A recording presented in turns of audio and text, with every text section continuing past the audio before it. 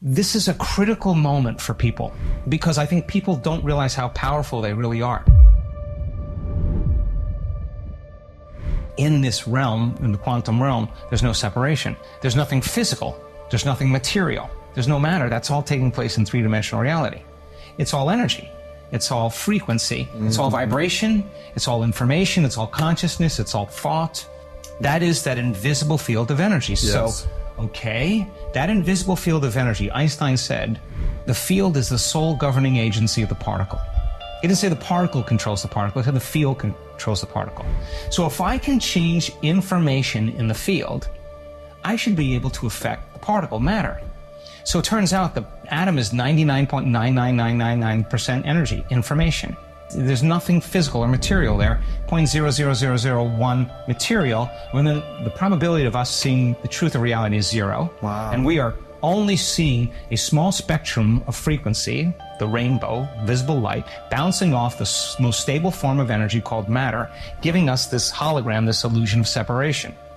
So if there was a way to create from the field instead of from matter and move closer to source, and create from a place of wholeness and less from separation, I'd have to be able to get to the field. So then, if where you place your attention is where you place your energy, and you develop the ability to take all of your attention off your body, all of your attention off all the people in your life, all the objects and things, your cell phone, your car, your house, whatever, all the relationships with all the people, all the places you need to go, the place you're sitting, the place you grew up, the place you sleep, the place you work, and nothing about the predictable future or the familiar past, and settle into the present moment, you would go from a somebody to a nobody, from a someone to a no one, from something to nothing, from somewhere to nowhere, from some time to no time. That is the moment you're pure consciousness. You would be disinvesting all of your attention, all of your energy out of this three-dimensional reality, out of the known, and placing it on the unknown. Now, let's demystify the process. Take away everything physical and material in the universe. Take away the Earth, take away the moon, take away all the planets, all the moons from the planets, take away the sun, the light from the sun, the stars, all the light from the stars, galaxies, take everything away. Wipe everything out, physical and material. What are you left with? Nothing.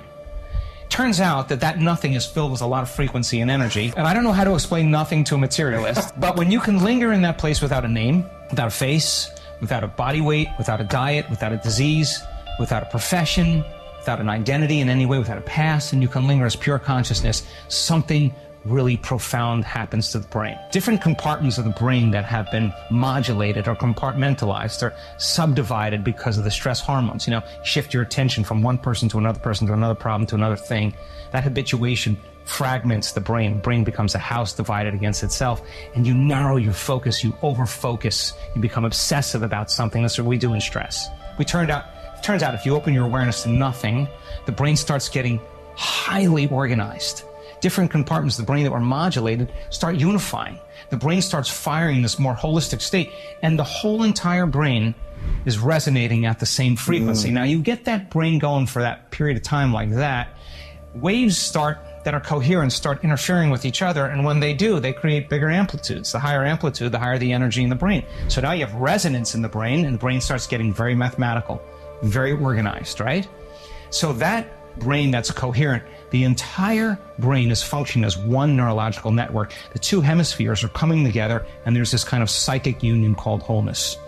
Now that state of coherence, in moving out of the beta brainwave states into a slower brainwave state, produces electrical signals. And that electrical signal is the intention. That's the more clear your intention is, the more coherent the brain is, the stronger the signal. Okay, so if you decided to create from the field instead of from matter, and you were just pure consciousness, and I asked you to send the signal out from a coherent brain, and whatever that thing is that you wanted, we trained you how to do that, then you would be shimmering the entire vacuum, that entire void. You are that. You're not you any longer. You're the source, right? So if you're the source and you're sending the signal out, then you're touching the consciousness of everybody, of everyone, of everything, of everywhere, of every time. The entire field is becoming electric because of your intention. If you're source, why would you go anywhere to get anything?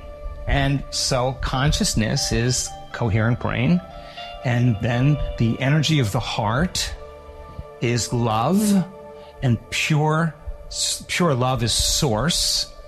So if I asked you to fall in love with that future and I asked you to draw the future to you with the magnetic field of the heart produces a magnetic field up to 3 meters wide. That's studied. So now, love is the glue that holds the atom together. Okay, if I get a coherent heart, the more coherent my heart is, the more energy in my heart, the more I can draw my future to me. So you send the signal out, you draw the experience to you, and now you don't go anywhere to get anything. When there's a vibrational match between your energy and some potential in the quantum field, that when there's a match, you start seeing those synchronicities. You synchronize your energy to that possibility. And so you start seeing the coincidences and the synchronicities and the opportunities. I'm not talking about a parking space. This is a critical moment for people because I think people don't realize how powerful they really are. When that event happens in their life, they will look back at every single betrayer, everything that happened in their past, and they won't care any longer. That's the moment their past no longer exists because they're proving to themselves what they innately already know that they may have forgotten. Which is and why? That is the creator of their life. Please engage with this video by liking, commenting, and sharing. Subscribe to stay updated. For more amazing content, check out our next video.